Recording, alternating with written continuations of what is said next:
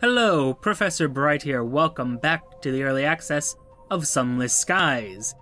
Last episode, we spent a bit of time in Carillon, and between episodes, I checked through this little storylet with all the tutorial information. Basically, learned that our stats don't actually affect our ability to do combat. It's just for events now. And also this terror situation, which was a little bit more worried about. Apparently the amount will reset, but the condition won't. So yeah, we're gonna be nervous for a while, probably. In fact, we're gonna get to whatever level 3 was. Didn't pay attention really to the details there. But, I mean, I'm sure that will be fine, and there will be no negative repercussions whatsoever. Could go back to New Winchester. In fact, I probably should, looking at our supplies and our terror and our fuel. But, well, we're having fun exploring things, so we'll just assume nothing bad will happen. Hopefully. I hate this bat. I really do. He's not motivated is the problem. Also, what is this? This seems to be bones or scrap metal?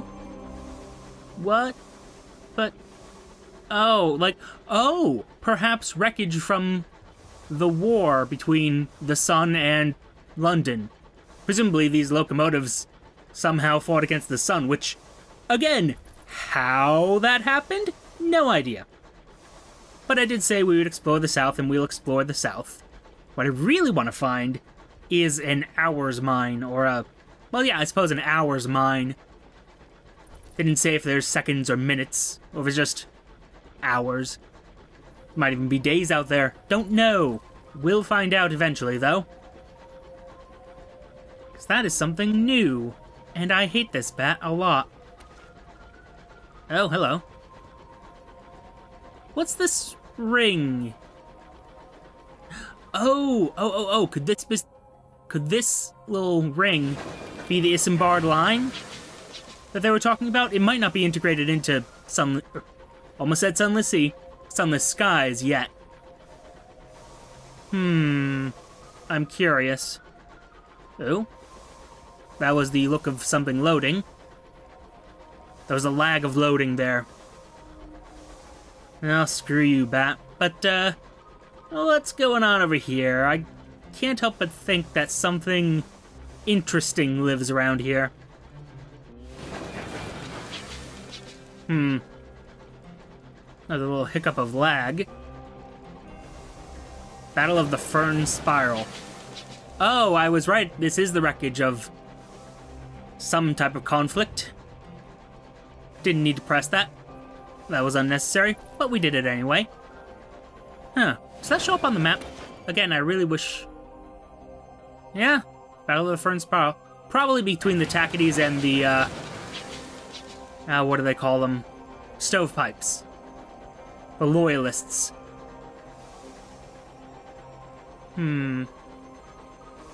Hello. Are you one of those goddamn temples like there was in Sunless Sea? For those of you who didn't see it, Sunless Sea, there was this temple sort of structure that I kept finding, but never interacted with. Kept telling me it was nothing. And actually, I should have this on cruise control so I don't have to worry about any of that. Oh, you're gonna tell me that nothing interesting is here. God. It's early access, so maybe there will be something there, but... oh, hey. Well, I'm going the right way. Okay. But yeah, again, it's early access. They have time to add something to that wreckage, ruins, etc. Oh, whoops. Sorry, I'm so sorry. I just looked away to drink a bit, and now you're dead. It's a real shame. We've defeated a Reach Marauder. Yeah. Ooh. I mean... explore the captain's cabin. The Marauders are rarely democratic.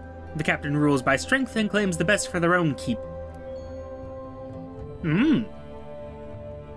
The cabin door did not survive the onset of your guns, nor did the captain. You have to tread carefully. The carpet will not be saved. A few scorched documents sit on the bronze wood desk. They make for interesting reading. Apparently London had need of a few brave captains willing to bring fire to the Dakides.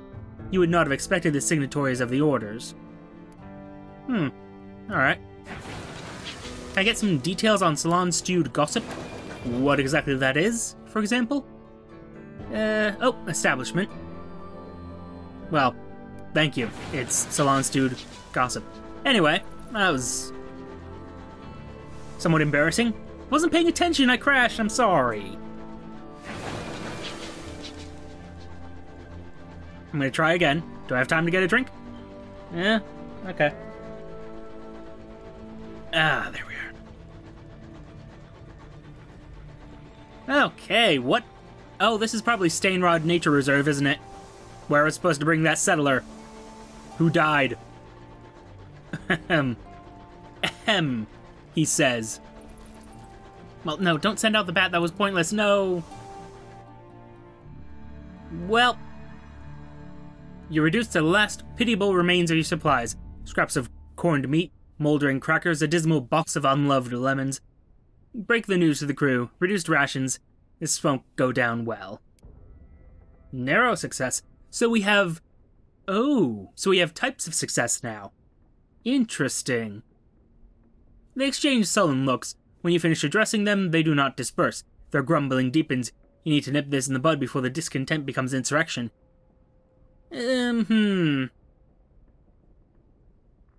Well, I can do with losing crew. Imprison the loudest one. To the brig for now, to be set ashore at the next port. Assuming you make it to the next port. Which I will. That silenced them. The chief malcontent is securely imprisoned. The others return, hastily, to their posts. They'll be fine. Guys, come on, we're already right near a port, probably. Okay, it's a little bit to the south. See, it's fine. We're all fine. We're apparently in the deep wood. See, isn't this lovely? Regent's Grave. Such happy names. Oh, wait, is this... Question? Prince Albert's tomb, perhaps? Well, we'll see.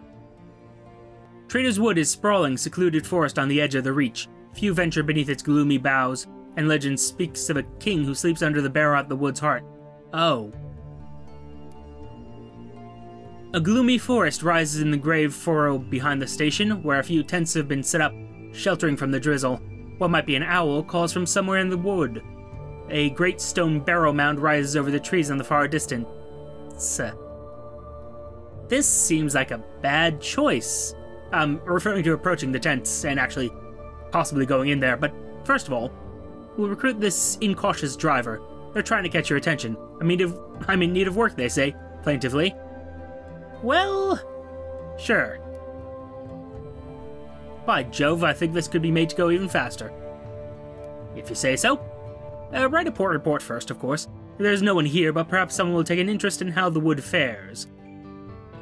Outside of the Somerset camp, the great forest of bronzewood trees has gone untouched by human hands. A few students chase each other through the undergrowth.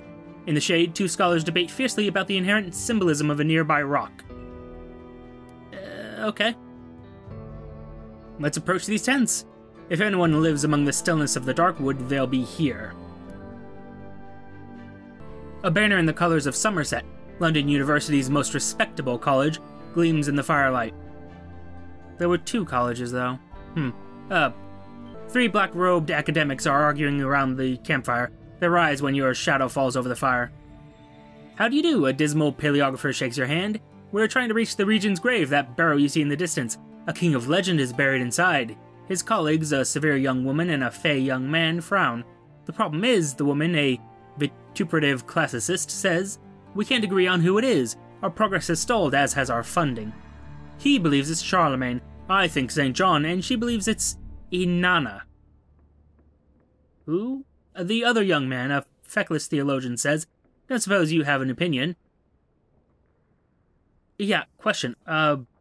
St. John the Evangelist? Oh, well, okay. Wow, that's happy. I didn't realize that was part of Christian belief. But anyway, the ancient Sumerian goddess, Queen of Heaven, who descended into the underworld and was trapped for a time, Oh, that actually sounds possible. Huh. Yeah, none of them could be the king. Why would a figment of our mythology find its way into a tomb in the high wilderness? There's a collective groan from the academics. That's what my supervisor said, the feckless theologian says suckily. And mine, the dismal paleographer says mournfully. I argued with mine until he conceded it was at least a possibility, the vituperative classicist says triumphantly. Come into the camp, since you've come all this way, perhaps we might change your mind. Yeah, it's probably not any of these things, it's probably something much worse. The shadow of the barrow falls over the tents. A mournful wail comes on the wind. The campfire gutters. The fire is low, fueled only by damp twigs and the occasional monograph when someone thinks the others aren't looking. The scholars cast mournful glances between the trees, ignoring their sodden equipment and dwindling supplies. Well, I, was hoping to get supplies here, but that seems like it's not gonna happen. Let's see here. Let's speak with them first and then prepare for an expedition, I suppose. This might not be the best idea. Anyway, speak with the dismal paleographer. He's thumbing through his battered copy of Einhard's Vita Caroli Magni. His hands shake with cold, but his eyes are alight. It's good to have another face about. I am heartily sick to death of that pair, and not for the first time. They're convinced of such utter rot. Any fool could tell you that this forts is the resting place of Charlemagne. Every legend and romance I've read convinces me of it. Yes, because legends and romances are known for their accuracy. Anyway, my work has sadly stalled. We can't afford another expedition, and so I have found no more evidence that I could present to the college to prove my theory. Increase your Carolingian theory to hear more of the... I see. I see how this is going to progress. Speak with the vituperative... The vituperative? Classicist. She's practicing mosaic arrangement with bits of broken glass and slate recovered from the wood. We've been here positively months and have nothing to show for it. We're all but out of funds. I've done my bit, make sure the other two can never be taken seriously again. But we've no money for supplies for ventures into the woods. Okay. We believe the barrow is the resting place of a legendary monarch. We just can't agree on which. We don't have the resources to mount any more expeditions, so I'm left with what meager evidence I've been able to gather. It convinces me, for sure, but I can't imagine Somerset will look kindly upon it. So far, you seem like the rational one. Okay. And the feckless theologian. He's attempting to keep water off a Titian reproduction? His gospel has been dropped in the leaves. Huh. Thank Christ someone knew. We've been trying to reach that tomb on the hill for positively forever. It's on the far side of the wood, and we're rather strapped for cash. Somerset's refusing to send us a penny more for another expedition. They did not appreciate my last monograph. Apparently I brought infamy to the college. I was merely reflecting on our student days. Tragically, things aren't going to plan. We can't afford another expedition, and so we languish here, making what we can out of what we've been able to find thus far. It will not do. Yeah, I mean, of these three theories, right now I'm thinking... You know, Sumerian goddess, maybe. Dead kings, well, let me rephrase that. A dead king and a dead saint, I guess. Yeah, not likely to find their way up this way, but we'll see. Prepare for an expedition into Traitor's Wood. Somerset College has cut off funding it for any more ventures into the wood, but the academics are willing to continue with private investment. The Somerset academics have run out of funding for their lengthy You've explained this to me multiple times now. They're looking for evidence to support their theories on the identity of the sleeping king in the barrow. If they gather enough evidence, they hope Somerset College will give them permission to mount an expedition to the regent's grave itself. You could help them if you are so inclined, and I very much am. Oh. Well, then. I'm just looking at this whole matter about supplies needed, which I don't have. Well, what does an expedition entail? The academics made several trips into the woods before funding dried up. That was easy enough, the feckless theologian says, munching on a red apple. Wear something warm, mark your way with chalk, make sure the map's the right way up, and never ask if you're sure the other chap's reading it right. He smiles incessantly. Luckily, the dismal paleographer is on hand to give more practical information on the treacherous byways of the Traitor's Woods. Requires you to raise your progress in the woods to at least 10 before your time in the woods runs out, and you're forced to turn back. Okay. At the end of an expedition, you can choose to look for a reward or search for evidence. More difficult expeditions provide opportunities for higher rewards and more valuable evidence. Okay, so it's a choice between reward for me and... Oh. These are trade goods, aren't they? Yeah, they are. I see, he says. I don't have the money for any of that. Well then. How do you guys feel about dried tea? Didn't I have some of that? No? No? Okay. Well then. What do I have? I only have fuel in my hold? I could have sworn I got something else. Clearly it must have been mistaken. Well, okay. I need munitions and supplies to actually, find out what's going on there. So, new Winchester. It's looking kind of nice right about now. And I think we're gonna head that way. I would love it if I could hit cruise control and they would just... I suppose this is what they're gonna do. It would just continue going in the direction I'm going. Instead of, look, if I... Right now I'm the one accelerating it. And now if I hit C... Nothing happens, then I have to hit it again. Okay. There's just a little bit more smoothness to the transition I would like. Like I can hold W forward, then hit C and it locks itself in. That would be nice, but oh well. Anyway, not important I suppose at the moment. Let's see what's going on around this way. Or just get back to New Winchester. Really, either of those would be pretty great, considering we're going to be starving, and also, by the way, we are now... fearful. Good.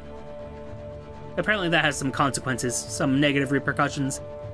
Probably gonna get real bad if I get this up too high. Well, hopefully it won't come to that. Sorry, noticed some lag there? I should not be sending the bat out. Oh ho. I see, he says. Well, let's not send the bat out anymore and see what this little port is.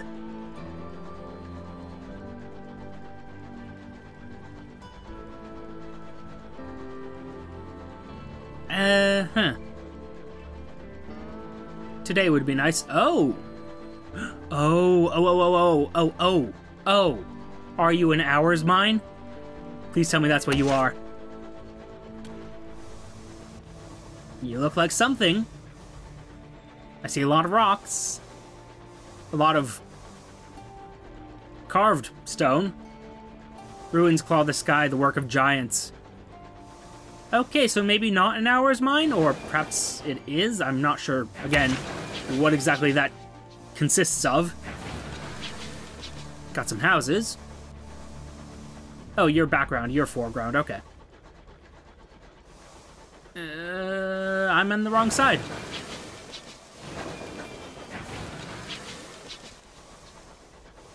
Alright. Plus, I'm getting a little bit better with that whole strafing thing. Hi! Arriving at Port Avon. Behold, a ruin of giants, gargantuan blocks jigsaw together, furred with moss and whispering with orchids. A bucolic village nestles among them. Smoke coils daintily from the chimneys, a leisurely game of cricket unfolds on the village green. Cyclopean ruins, you say? What's this? Disembark. A ramshackle dock juts into the sky beside a farmyard scattered with rusty locomotive parts. Plating, piping, a chugging motor with its innards exposed. Okay.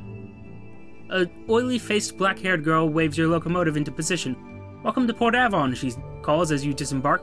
A rich nod of scents greets you. Leaves and wood smoke, enriched by an infrequent but pungent intrusion of goat. Huh.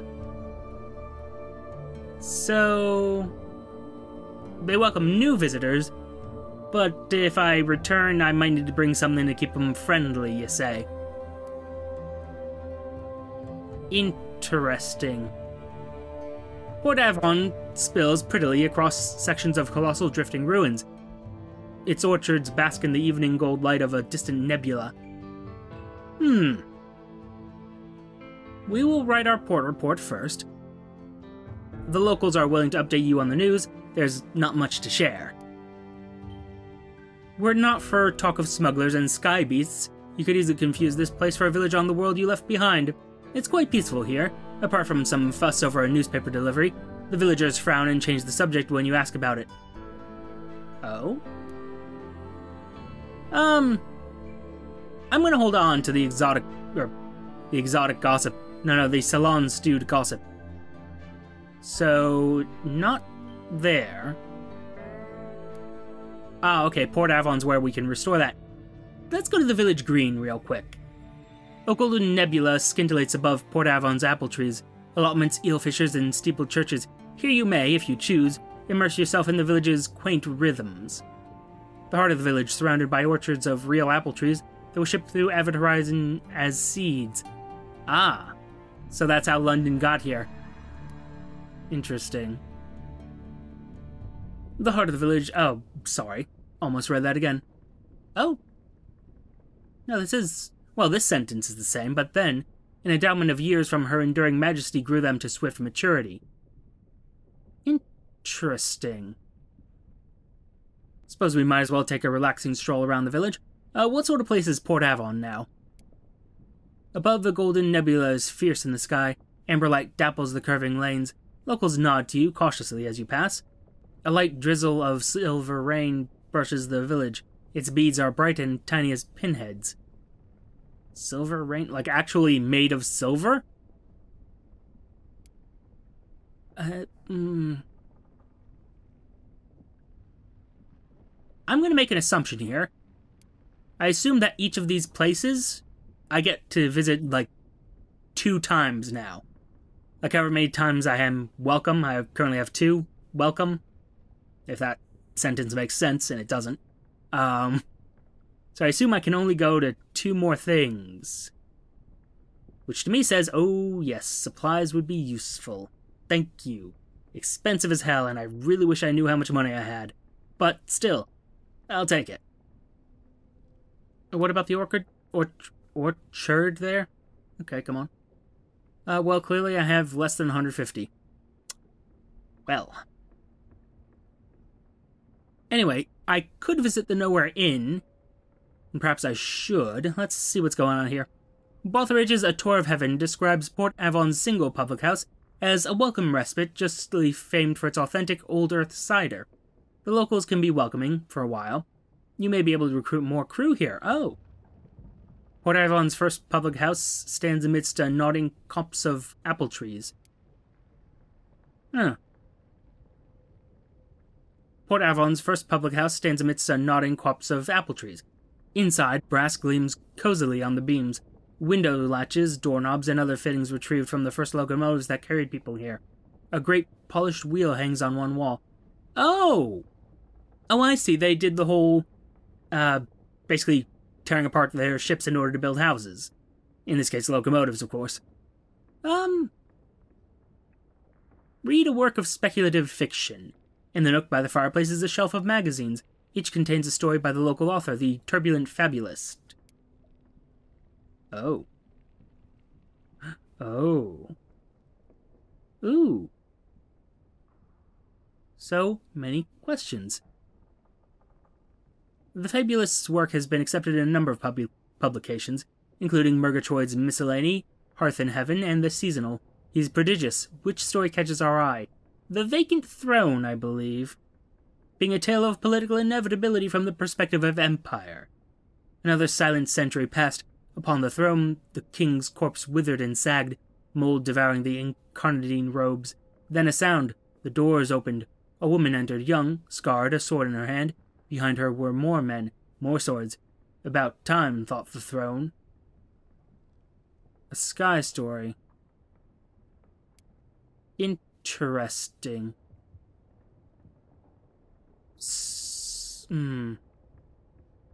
Oh, I can apparently affect Port Avon. The less traditional Port Avon is, the easier this will be.